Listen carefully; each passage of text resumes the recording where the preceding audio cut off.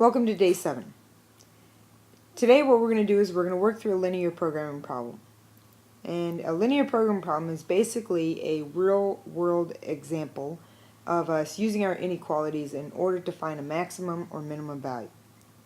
In the case here of breakfast bars, our goal is going to be to try and maximize a profit.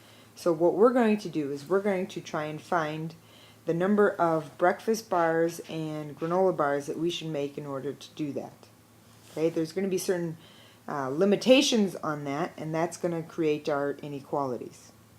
Okay, so if we read through the problem, you make a profit of $45 on breakfast bars, you make a profit of $60 on granola bars. That's going to be part of our objective function.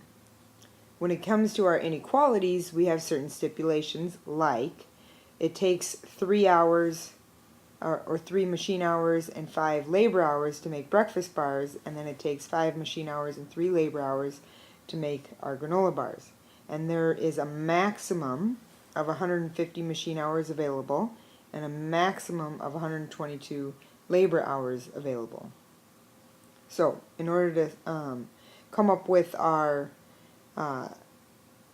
value for our maximum, we have to keep these ideas in mind. So similar to when we were talking about our writing of or solving our word problems, very first thing we want to do is we want to define our variables. So in this case, x is going to equal the number of cases of breakfast bars,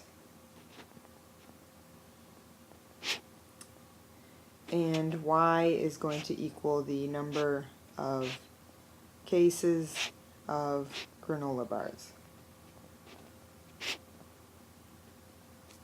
Okay. From there, okay, we can work on our system of inequalities.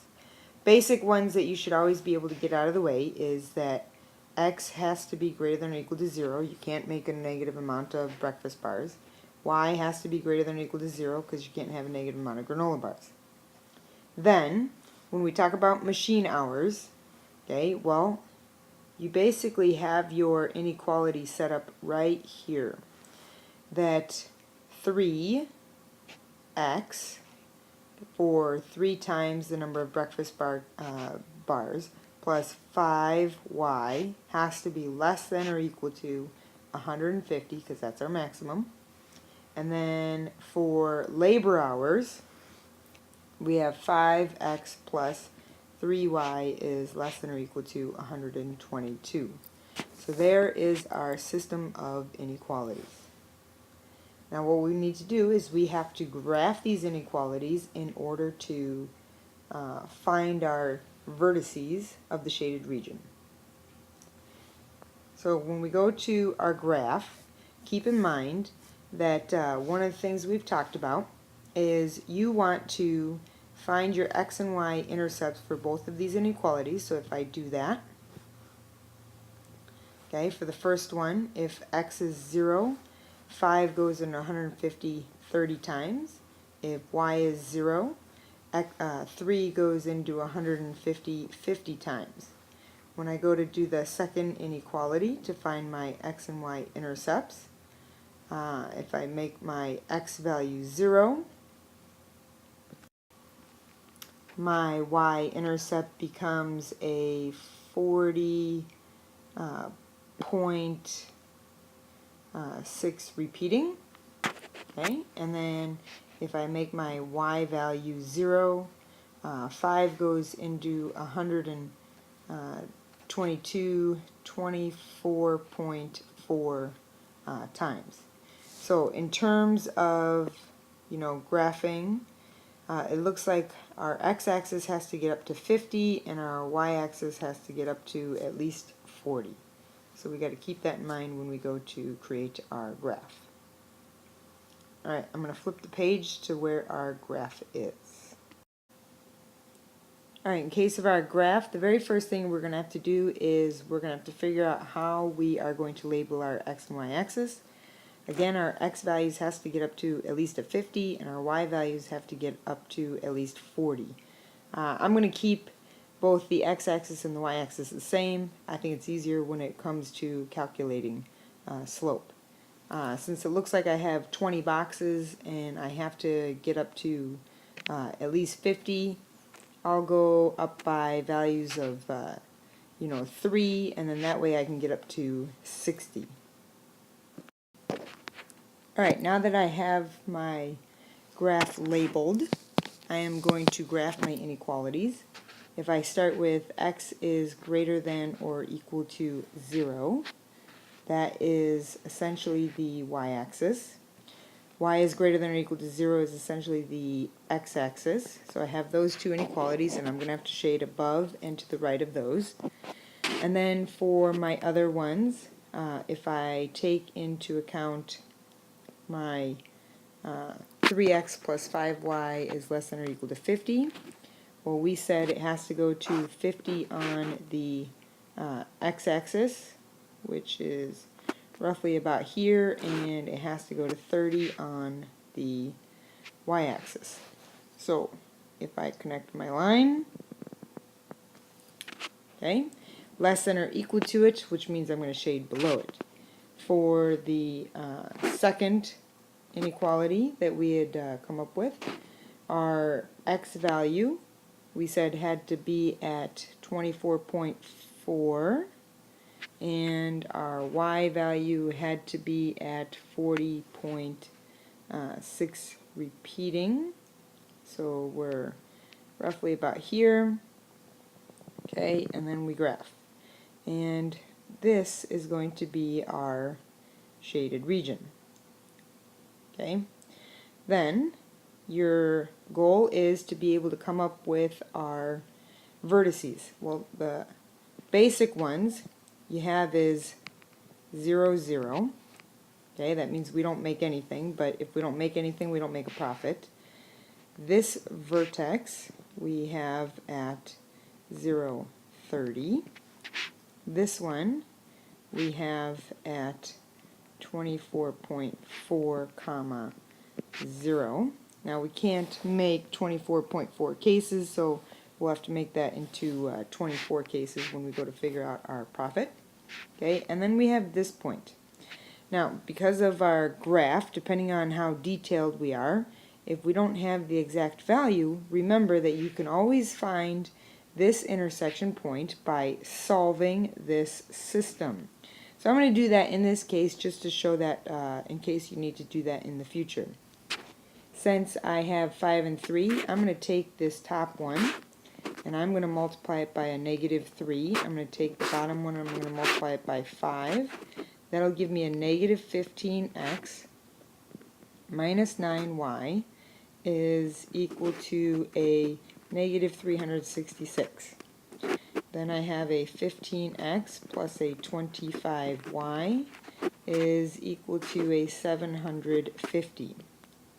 When I go to solve, the x's cancel. I end up with 16y is equal to, and 750 minus 366 is a 384, and when I divide by 16, y is equal to 24. Okay, now I got to take that value and I got to plug it back in order to solve for my x. So if I take the first equation, 5x plus 3 times 24 equals 122. 5x plus 72 equals 122. Subtract 72 from 22 and it looks like 5x equals 50 and x is equal to 10. So that means that this intersection point is 10, 24. Alright, so these vertices I'm going to have to use when I go to figure out my maximum profit. Alright, the objective function, okay, so for part D down here, we have to come up with it, and it comes back to our profit values that we said that we can make on breakfast bars and on granola bars. So P for profit, we said we can make $45 per case of breakfast bars and $60 per case of granola bars. So that's our objective function, and we are going to use that in order to determine our max. Okay, so it says you can do a table to find the maximum.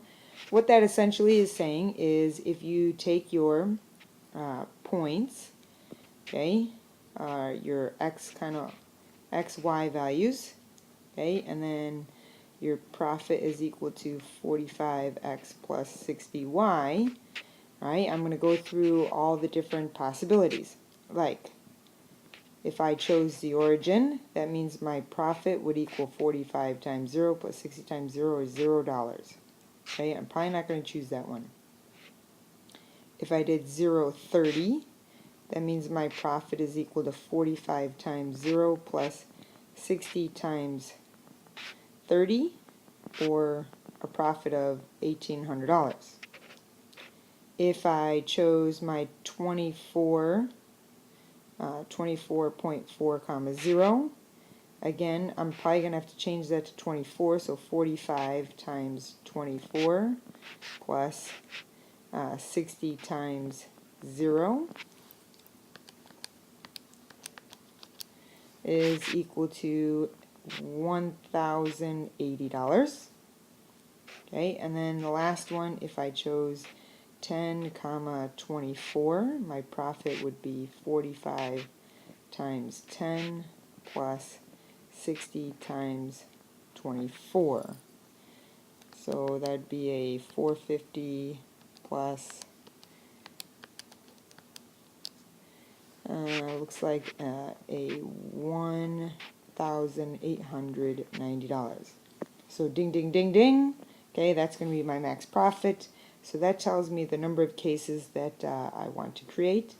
So in terms of a sentence, all I simply have to say is we want to make 10 cases of breakfast bars and 24 cases of granola bars to maximize profit. And there you have it. So again, quick recap. Based upon the word problem, you have to come up with your inequalities. You have to create an objective function. All right, you have to graph your inequalities to find the vertices of the shaded region. Use those vertices in a chart in order to find the maximum or minimum depending on the case that they are asking for.